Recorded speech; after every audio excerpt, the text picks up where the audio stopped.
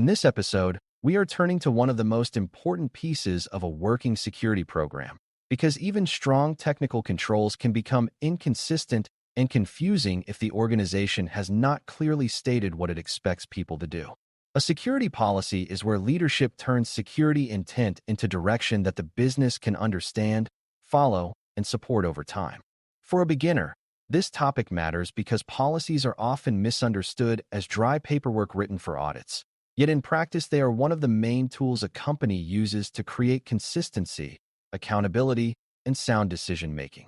Good policies help employees know what is expected, help managers make fair choices, and help leaders show that security is being governed deliberately rather than handled through habit and guesswork. When policies are weak, different teams create their own versions of acceptable behavior, and security becomes uneven even when people mean well. When policies are strong, the organization gains a shared foundation that makes the rest of the program much easier to run. Before we continue, a quick note. This audio course is a companion to our course companion books. The first book is about the exam and provides detailed information on how to pass it best. The second book is a Kindle-only ebook that contains 1,000 flashcards that can be used on your mobile device or Kindle. Check them both out at cyberauthor.me in the Bare Metal Study Guide series. A security policy is best understood as a formal statement of management intent about how the organization will protect its information, systems, and operations. It does not try to explain every detailed step an employee will follow, and it does not usually describe the exact configuration of a technology. Instead, it sets expectations at a level high enough to guide behavior, decisions, and supporting processes across the business. That distinction is important because many new learners confuse policy with procedure. A policy says what must be true or what must be done, while a procedure explains how a team will carry that out in day-to-day work. If a company says access to sensitive systems must be approved and reviewed, that belongs at the policy level.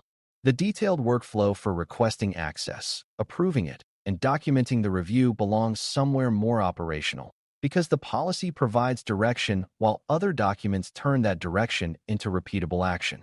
Policies matter because organizations need more than good intentions if they want security to be consistent across teams, leaders, and locations. Without policy, one manager may treat sensitive data very carefully while another allows the same kind of data to be shared casually simply because no clear expectation was ever set. One technology team may enforce account reviews strictly while another handles access informally because they are working from different assumptions. A policy helps remove that uncertainty by giving the organization a common baseline. It tells people what leadership considers necessary, what kinds of behavior are acceptable, and what protections are not optional even when schedules are tight or convenience pushes in another direction. Policies also matter during disagreement, because they give managers something stronger than personal opinion when conflicts arise over access, data handling, vendor use, or exception requests. A clear policy makes security less dependent on who happens to be making the decision that day and more dependent on agreed organizational direction. For a policy to be effective, it has to do more than sound serious. It has to be clear enough that people can understand it, realistic enough that the business can follow it, and focused enough that it drives action instead of creating confusion. This is where many weak policies fail. Some are written in language so broad that nobody knows what they actually require, while others are packed with detail that belongs in procedures and becomes outdated almost immediately. Effective policy writing stays at the right level. It explains the expectation, the purpose behind it, and the scope of who or what is covered, without trying to describe every technical choice that may change next quarter. Good policies also reflect business reality. A document that demands controls no team can execute consistently may sound strict, but it will quietly train the organization to ignore policy language altogether. Strong policies create standards the business can respect because they are serious, meaningful, and achievable with proper support. That support begins with ownership, because a policy without a clear owner usually becomes stale, vague, or disconnected from how the organization actually operates. Someone must be responsible for drafting the policy, coordinating input, keeping it current, and making sure it still reflects the business and risk environment over time. In many organizations, security helps lead this work, but policy development should not happen in isolation from the rest of the business. Legal teams may need to weigh in on obligations. Technology leaders may need to confirm operational feasibility. Human resources may help shape workforce expectations, and business managers may explain where a rule could create confusion if phrased poorly. This cross-functional involvement matters because a policy is more likely to be followed when the people affected by it had a chance to help shape language that is clear, realistic, and connected to real work. Ownership creates accountability, but collaboration creates usability. An effective policy needs both if it is going to guide the organization rather than simply sit in a repository unread. Scope and language deserve close attention because people need to know exactly what the document applies to and be able to understand what it is telling them to do. A policy may cover all employees, contractors, vendors, systems, or data types, or it may focus on a narrower area such as access management, remote work, third-party connections, or acceptable use of company resources. What matters is that the scope is stated plainly enough that readers can tell whether the policy applies to their role, their systems, and their decisions. A policy with unclear scope often creates two opposite problems at once, since some people assume it does not apply to them at all, while others overapply it in ways that create unnecessary friction or fear. Effective policies also use direct language, ordinary sentence structure, and terms that the intended audience can actually understand. Words such as appropriate, timely, secure, and reasonable may sound useful, but if they are left unexplained, they can create room for endless argument about what the policy really required. Clear scope and clear writing work together because they make policy easier to interpret consistently across the organization. A strong security policy also begins with risk because policy should reflect what the organization is trying to protect and what kinds of harm it most wants to avoid. If a business handles sensitive customer data, then policies about access, sharing, retention, and monitoring deserve careful attention. If operational continuity is critical, then policy should speak clearly to backup, resilience, recovery, and change discipline. If the organization depends heavily on vendors, then third-party security expectations should not be left vague or implied. This is why effective policies are not written as generic statements copied from another company. They should be shaped by the organization's assets, obligations, threat exposure, and operating model. A manufacturer, a healthcare provider, a financial firm, and a software company may all need strong security policies, but the emphasis and examples of risk will not be identical.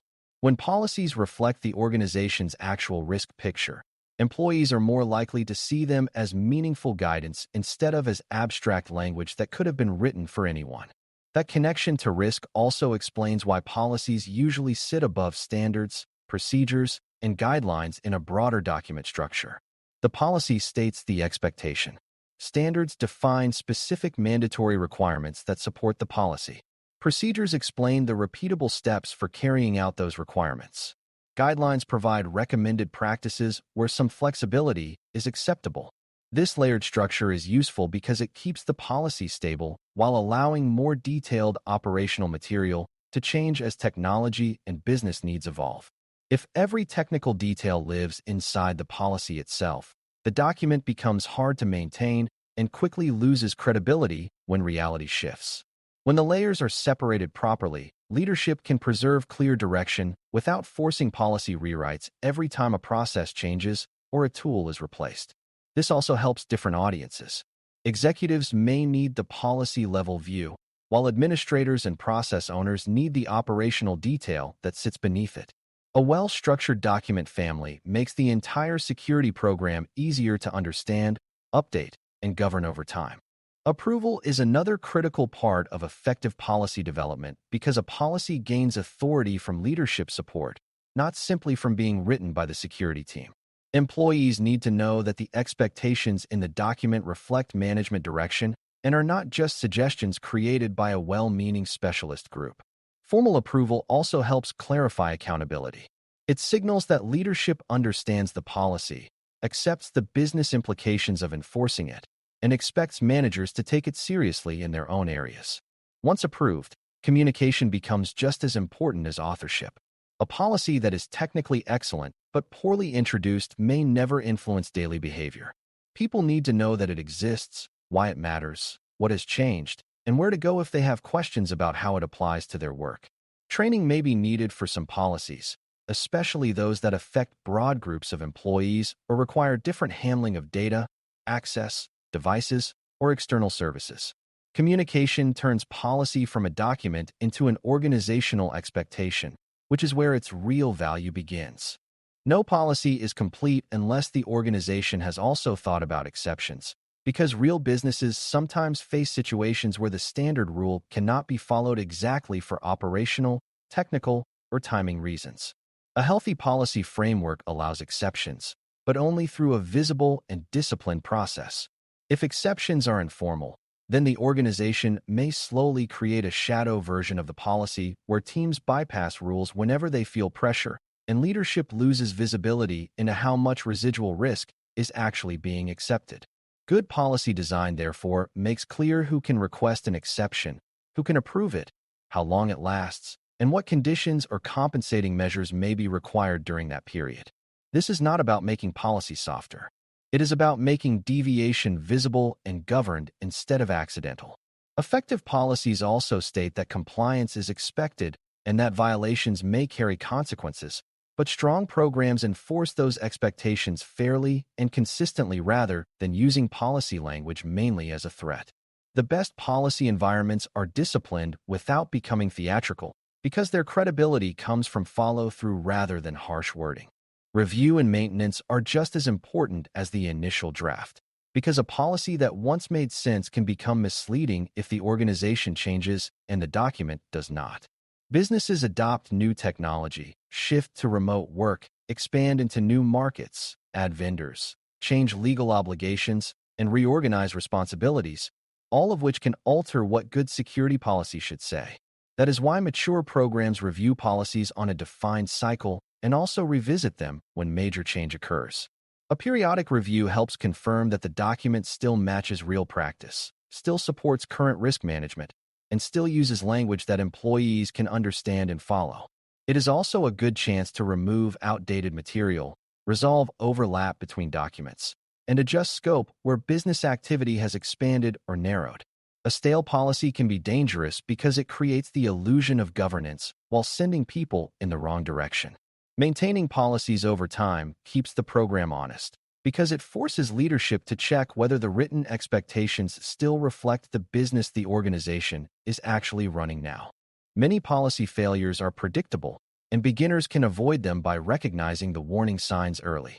Some organizations write policy mainly for auditors, which often leads to documents that look polished but are disconnected from everyday decisions. Others copy language from templates or peer organizations without asking whether the rules fit their own systems, staffing, culture, and risk profile. Some policies are so long and detailed that employees cannot reasonably absorb them, while others are so brief that nobody can tell what they require. Another common failure is leaving managers unprepared to apply the policy, which means every difficult case becomes a personal judgment call rather than a governed decision. Strong policy development avoids these traps by keeping the purpose clear. A policy is not a decoration, a legal shield, or a substitute for management. It is a working document that should help real people make better decisions more consistently. When writers remember that practical purpose, the final policy is far more likely to shape behavior in the way the organization intended. A simple example makes the whole topic easier to picture. Imagine a company that has grown quickly and now handles sensitive customer information across sales, support, finance, and engineering teams. Different departments are storing exports in different places, managers approve access in inconsistent ways, and nobody is fully sure what the company expects when employees share customer data with vendors or use new cloud services. Writing an effective security policy in that environment would begin by clarifying what customer information means to the business and what risks disclosure, misuse, or loss would create. The policy would then define the organization's expectations around access approval, least privilege, approved storage and sharing, retention, and reporting of suspected misuse, while leaving detailed workflows to supporting standards and procedures. Once approved, the company would communicate the policy broadly, train managers on their responsibilities, create an exception process, and review the document periodically as systems and services evolve. The policy would not solve every issue alone, but it would create the common direction the company needs in order to make later controls, processes, and enforcement much more consistent. By the end of this discussion, the central lesson should feel clear. Developing effective security policies is not about producing formal language for its own sake. It is about translating leadership intent, business risk, and security expectations into documents that people can understand, apply, and maintain over time. Good policies define what must be true, who and what is covered, and how the organization expects security decisions to be made at a high level, while related standards and procedures provide the detail needed for execution. They are owned clearly, shaped by the right stakeholders, written in usable language, approved by leadership, communicated well, supported by an exception process, and kept current as the business changes. For a new learner, this is one of the clearest examples of how security management turns principle into practice.